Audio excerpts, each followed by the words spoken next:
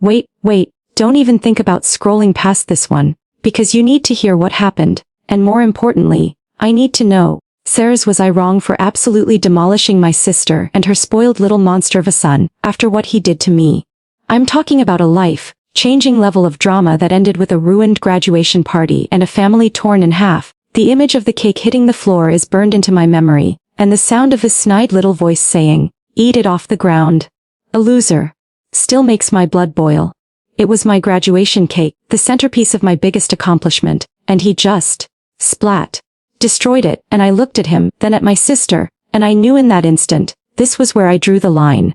This wasn't just about cake, this was about years of disrespect, and my revenge, well, it was swift, sweet, and absolutely nuclear. So, let me take you back to the beginning, because to understand the nuclear reaction, you have to understand the pressure cooker that was my life with my sister, Clara, and her son Leo. Clara is 5 years older than me, and ever since she became a mom 10 years ago, she's adopted this persona of being the perfect mother, with the gifted child, which really meant it was a classic capital E's in a blur, and Leo was a tiny, terrifying tyrant in training. My childhood was relatively normal, but as soon as Leo was old enough to talk, he became the center of the universe. Clara's was, unfortunately, a significant chunk of my parents' universe too. He was never told no. Seriously, never. If he wanted a toy in a store, he got it. If he wanted to skip school, Clara wrote a note. And if he wanted to harass me, well, that was just Leo being Leo, and I was instructed to be the bigger person, because I was a responsible adult, even when I was just 15 and he was 5. The list of offenses is long and deeply infuriating, ranging from drawing on my college application essays to deleting my final thesis paper a few months before this all went down, all met with Clara's signature eye roll and a half-hearted, "Leo, honey, that wasn't very nice, now give your aunt a hug." My parents, bless their hearts, were just exhausted. They were proud of me for being the first person in our family to go to and graduate from a 4-year university with honors, but they were also terrified of upsetting Clara, who was perpetually on the verge of a dramatic breakdown because, in her mind, her life was so much harder than mine.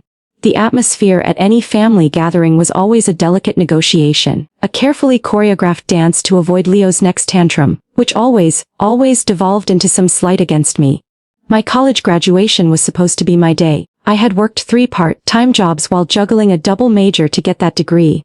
I had sacrificed holidays, weekends, and sanity, and this was my moment of triumph. I told my parents I wanted a small, intimate gathering at their house, just the close family and my 2 best friends from college, Maria and Sam.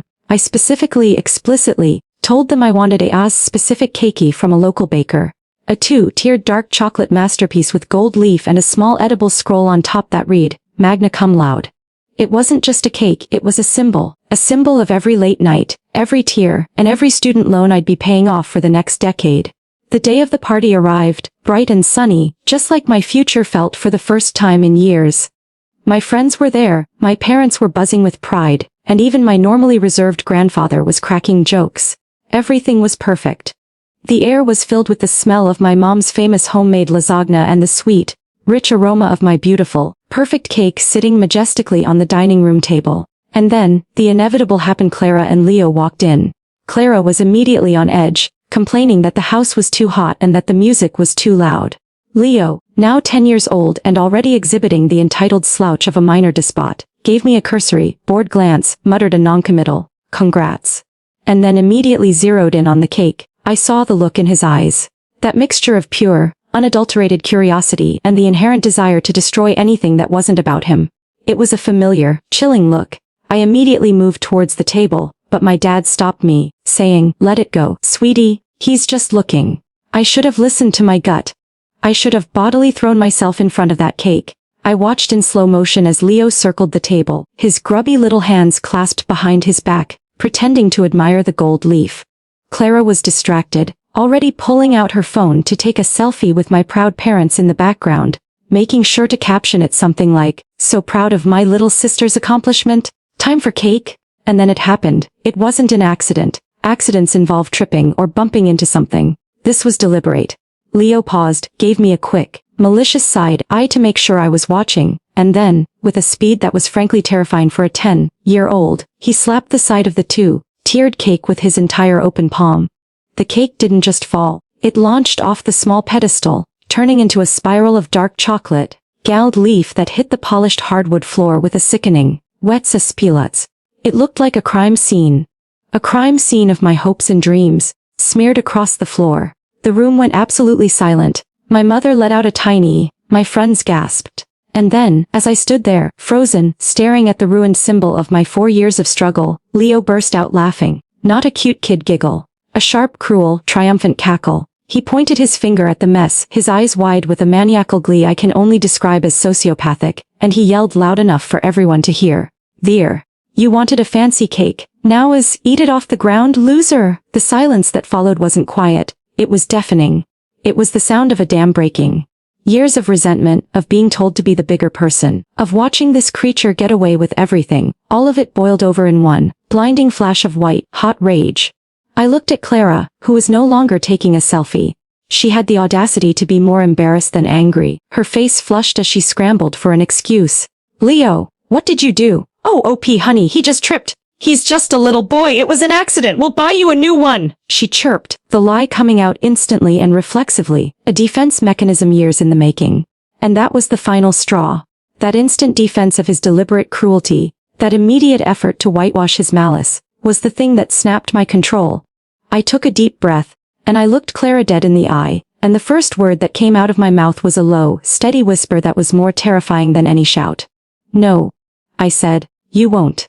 I remember every single second that followed with crystalline clarity. My parents were murmuring, my friends were staring, and Clara was still trying to guide Leo away. Leo, emboldened by his mother's defense, even had the nerve to stick his tongue out at me. I stepped around the shattered cake, ignoring the smear of chocolate on the floor. I walked right up to Leo, and he actually flinched back a little, because for the first time, I wasn't the docile little sister who just took it. "You think this is funny, Leo?" I asked, my voice still quiet, but with a steel edge that I didn't know I possessed. "You think it's funny to destroy something someone worked for?" He just shrugged, still smirking. "It's just cake, auntie. Mommy will buy you a new one." And that's when I saw it. His little blue backpack, slung over the back of the dining room chair, unzipped just enough to see the corner of a book. Not just any book. His collectible, first edition, signed copy of the newest Space Warriors novel. This book was his entire personality. He was obsessed. He had made his mom drive 300 miles to a book signing event to get it. He slept with it. He kept it pristine in a special plastic protector. It was the one thing in his life that he truly valued, the one thing Clara wouldn't dream of replacing if it was damaged. And in that moment, I knew exactly what I had to do. I moved too fast for anyone to stop me. I snatched the backpack off the chair, pulled out the book, and held it up. Leo's face, which had been smug a second ago, went completely white with a terror that was deeply, deeply satisfying. "No, auntie, stop.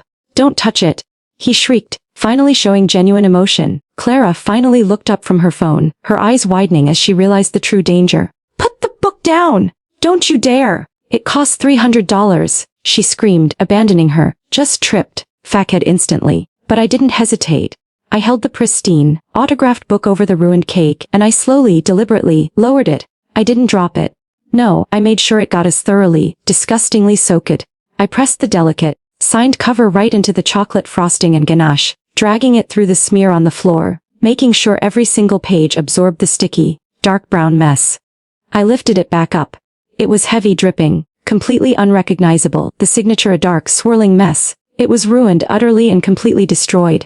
And then, I looked right at Leo, who was crying now, truly crying, the ugly, snot-filled sobs of a spoiled child who has just lost his most cherished possession. I dropped the chocolate-soaked book right next to the remnants of my cake. "There," I said, my voice shaking with a victorious, terrifying calm. "It was just a book, Leo. Mommy will buy you a new one." The irony was a dagger, and I twisted it. So that's the situation I was in, and I had to make a choice. Do I just swallow the anger, let my sister buy a replacement cake, and perpetuate the cycle of Leo facing zero consequences, or do I take an eye for an eye and destroy one thing he holds sacred, knowing the ensuing family fallout would be catastrophic?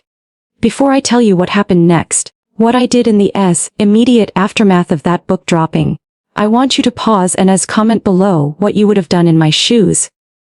Would you have taken the high road and walked away with your dignity intact, or would you have chosen the path of righteous, messy, and absolutely deserved revenge?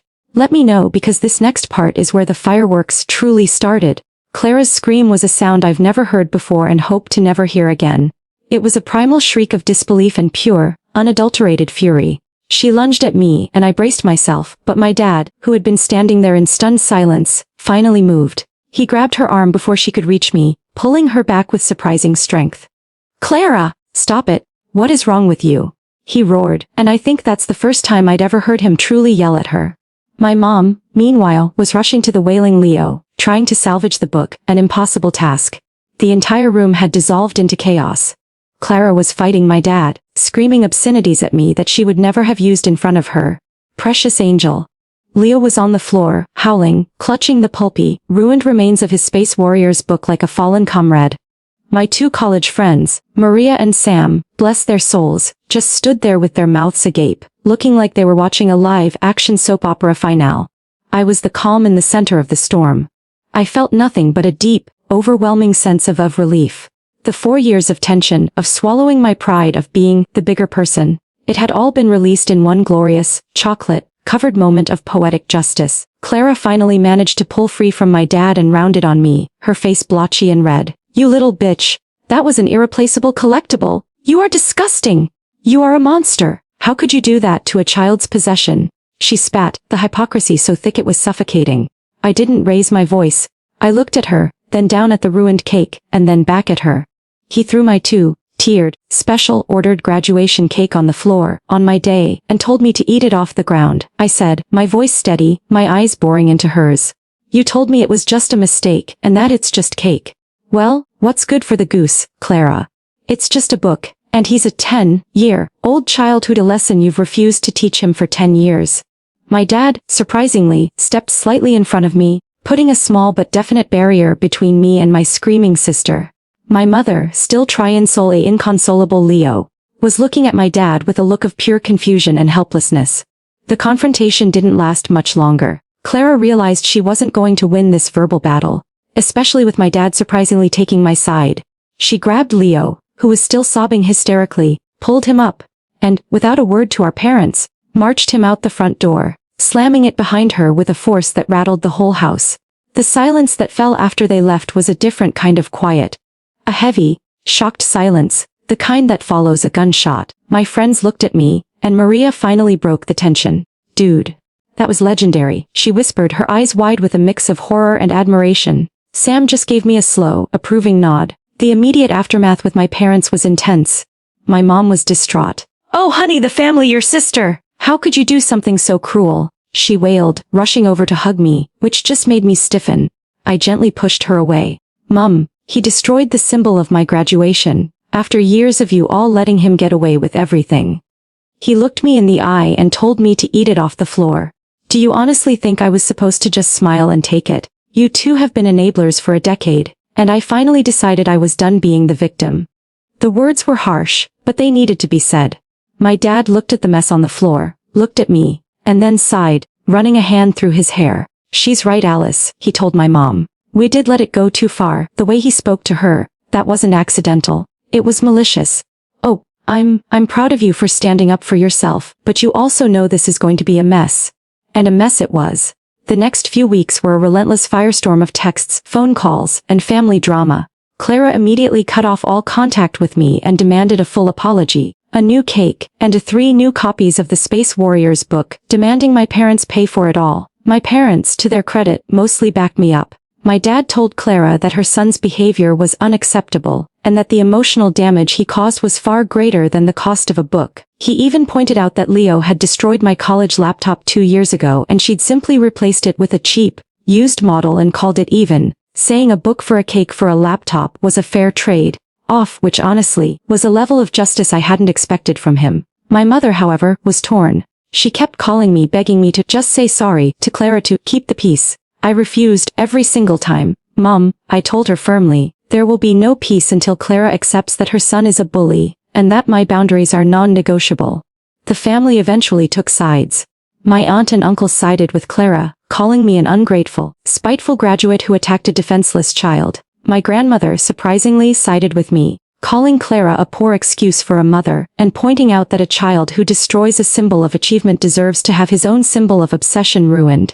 It was a messy, painful schism, all over a cake and a book. The dust didn't really settle until about a month later, when my parents called a family meeting, with Clara attending only via speakerphone, refusing to be in the same room as me.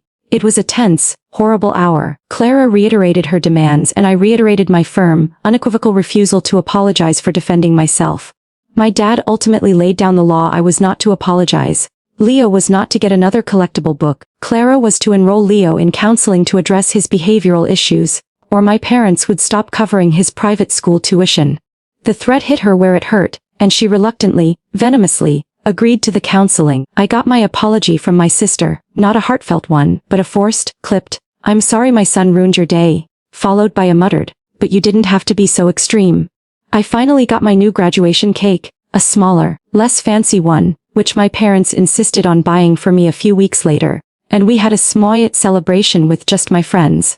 It was everything the first one should have been. As for Leo and Clara, the relationship is permanently strained. Clara still harbors deep resentment towards me, but she keeps Leo on a much tighter leash around me. He's currently in therapy, and I hear he's doing better, though he still glares at me whenever we're forced to be in the same room. I have a feeling the image of his soggy, chocolate-covered book is going to live rent-free in his head for a very long time, and honestly good. It's a reminder that actions have consequences. As for me, I learned a crucial, life-altering lesson that day: being the bigger person doesn't always mean staying quiet. Sometimes, being the bigger person means drawing a firm line in the sand, and when that line is crossed, delivering a proportionate, satisfying, and utterly unforgettable response. My graduation day was ruined, but my self-respect was fully restored, and that, in my book, is worth more than any fancy cake or signed collectible. So, I'm out of that toxic cycle, I have my degree, and I'm finally living my best life, free from the terror of Leo and the exhausting enablement of my sister.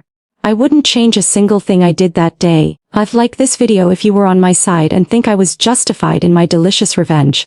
Subscribe for more stories like this. And trust me, there are plenty more messy family sagas where this came from. Now, share your final thoughts on this whole mess in the comments section. Did I go too far? Or was it the only way to finally get through to a pair of professional enablers? I'll see you all in the next story.